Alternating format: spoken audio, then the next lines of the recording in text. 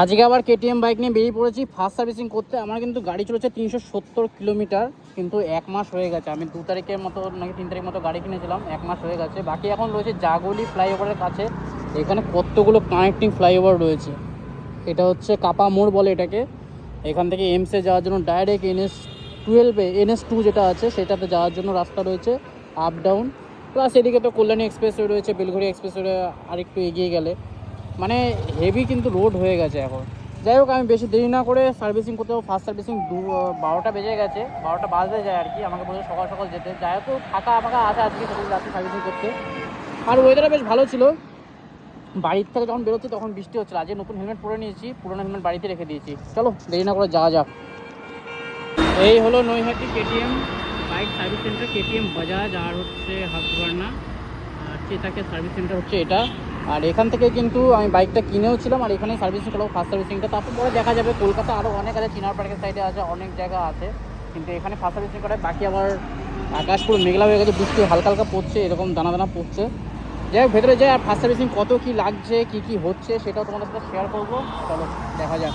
বাকি হাই রোডে কিন্তু প্রচুর গাড়ি ঘোড়া আছে, আমাকে এই ওভারব্রিজের তলা দিয়ে যেতে হবে। বাইক নিয়ে এখন চলেছি নৈহাটি কেটিএম সার্ভিস সেন্টারে। আমারটা 250, এটা হচ্ছে 390। এখানে ওয়াশিং হচ্ছে, বাকি বৃষ্টি চালু হয়ে গেছে, ভাগ্যে পৌঁছে গেছে।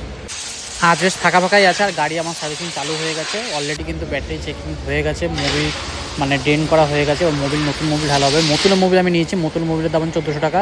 আর এখানে কিন্তু সব ওয়াশিং হয়, সব কিছু প্রায় অলমোস্ট কমপ্লিট হয়ে গেছে। আমি জাস্ট ওয়েট করছি মোবিলটা ঢাললে আর চেনটা লিউব হয়ে গেলে কিন্তু আমি এখান থেকে বেরিয়ে যাই।